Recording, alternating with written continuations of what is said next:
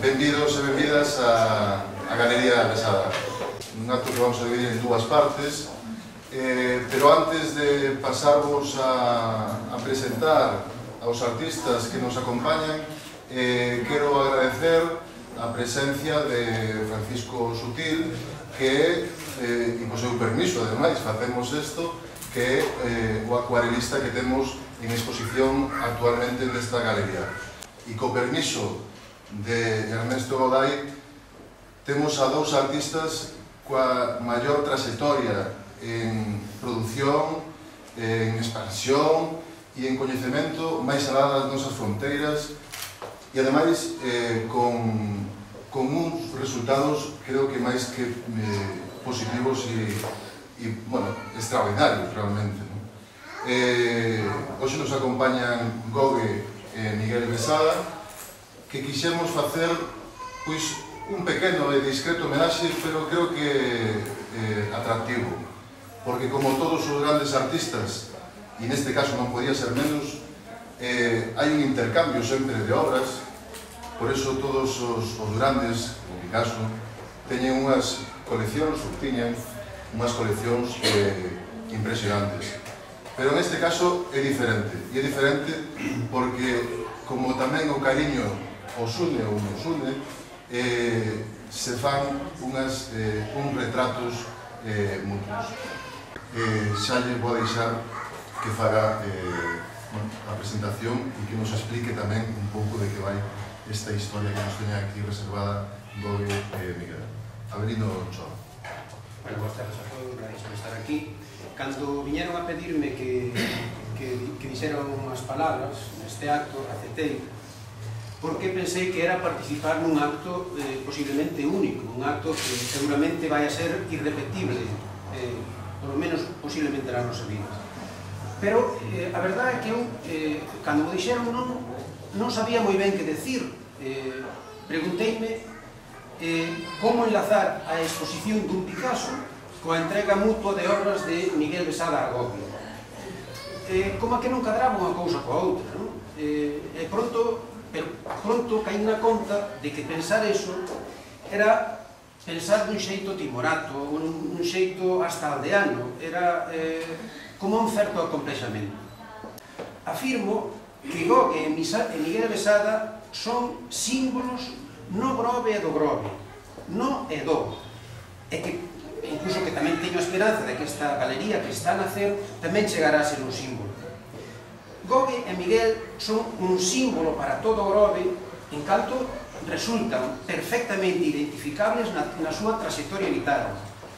Son distinguidos dos demais. Todos sabemos o que significan e veñen marcando a actividade cultural e social deste pobo dende antes do último cuarto do século pasado. Son, por eso, símbolos neste e deste pobo, xente da que presumimos, da que estamos colectivamente orgullosos. E tamén espero que esta aventura da Galería Besada chegue a converterse noutro símbolo. É unha aposta moi valente, unha aposta arriscada, pero os seus inicios son deslumbrantes. As iniciais exposicións trouxéronos nomes de primeiro nivel, e hoxe sorpréndanos, maravíllanos, coa achega nin máis ni menos que a dun Picasso. Aclarada a cuestión de que considero a Gogue, a Galería e a Miguel Besada como a símbolos, quédame engarzar esta afirmación para salvar a aparente contradición de mesturar nun mesmo acto o local e o focal, uns símbolos locais, co universal que representa Picasso. Puidera parecer algo contradictorio, o local frente ao universal. Pois se cadra non hai contradición, porque os termos, os conceptos local e universal non son antagónicos. Esta afirmación non é nova, non inventamos nada. Xa o ten dito o grande escritor portugués Miguel Torga. Miguel Torga afirmou que o universal é o local sen muros. E non convén esquecer que tanto a obra de Miguel Torga como a de outro universal, como outro Miguel Delibes, están extraordinariamente enraizadas na terra. Pero quen ten dúbida de que ese enraizamento, ese localismo, converteunos en símbolos universais, e que precisamente por eso son universais? ningunha dúbida queda. O universal é o local sin muros, como quere facer esta galería, como fai Miguel Besada, insistindo magistralmente no realismo, no figurativo, a carón dunha actual e modernísima tendencia universal, encabezada polo tamén universal Antonio López, que reivindica ese xeito de ver a pintura dun modo realismo, realismo máxico, figurativismo.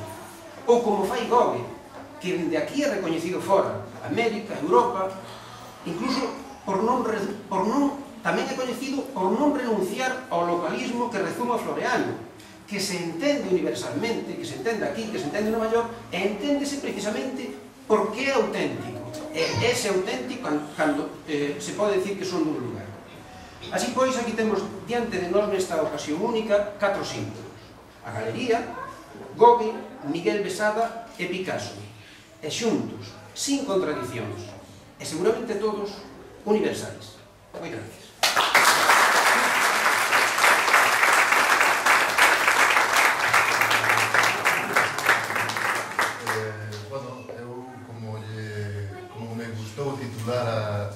A esta presentación a caricaturización de Gauguin fronte ao hiperrealismo de Miguel Besada. Casi ahora creo que o turno por Miguel, por motivo, si quere decir, explicar ou comentar algo sobre... Eu casi explico vendo a obra. Destapamos, non? Claro, destapamos. No, explico.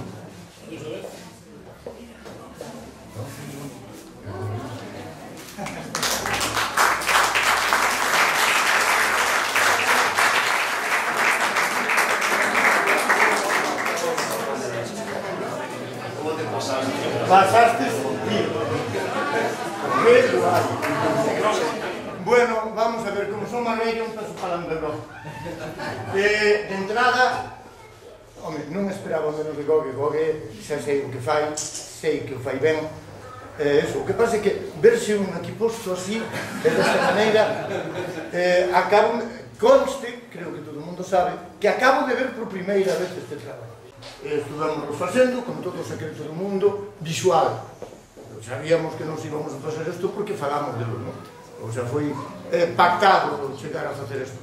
Pero a verdade é que non deixa de sorprenderme. Está claro que non tocaste este hecho ali.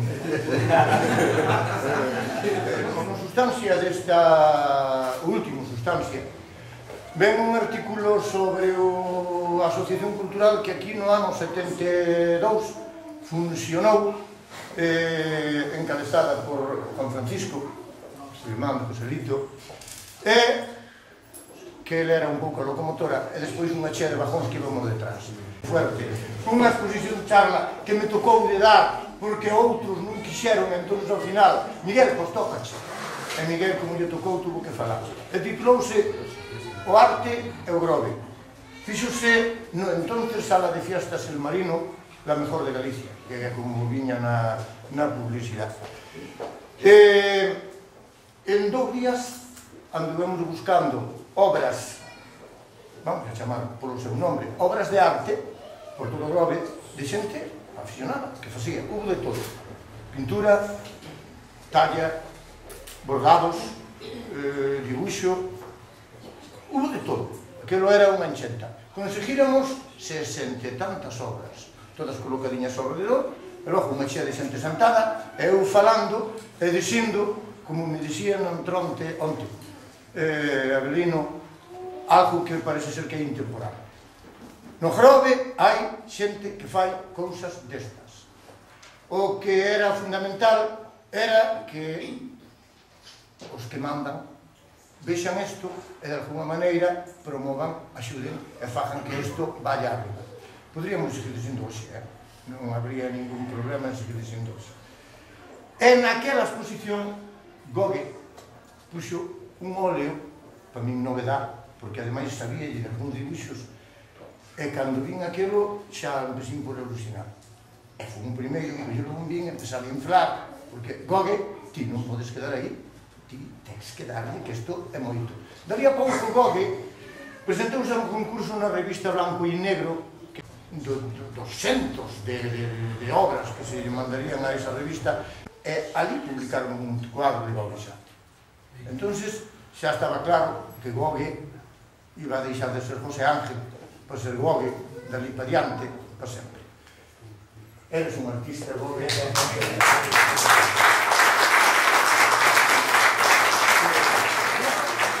Son eu ou non son eu? Bueno, ahora vou contar a breve historia da nosa... Primeiro dar as gracias pola asistencia a Galería Besada, a Belino, a Miguel e toda a xente que gracias a Picasso por reunirnos en este acto. Levábamos moitos anos dicindo de sempre, a ver que non faz un retrato, a ver que non faz unha caricatura.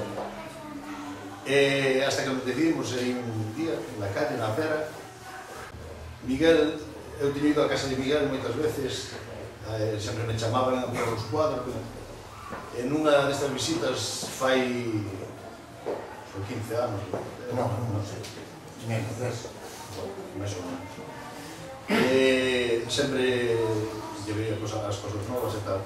En unha ocasión levou a outro sitio, a un estudio, estaba facendo unha... Bueno, estaba xa rematado unha marina da parte de Beiramar.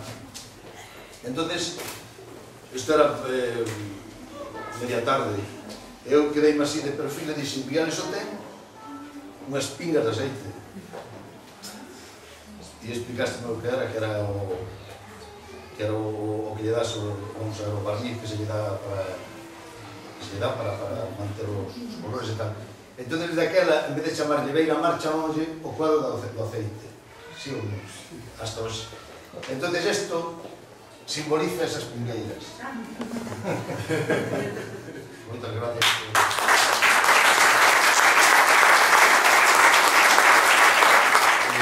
Traemos aquí,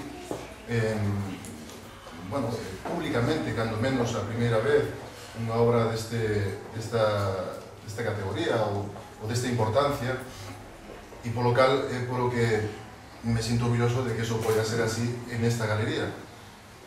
Como ben se dixo aquí, e o presentou perfectamente Abelino, eu quero contribuir a esa posta en valor, a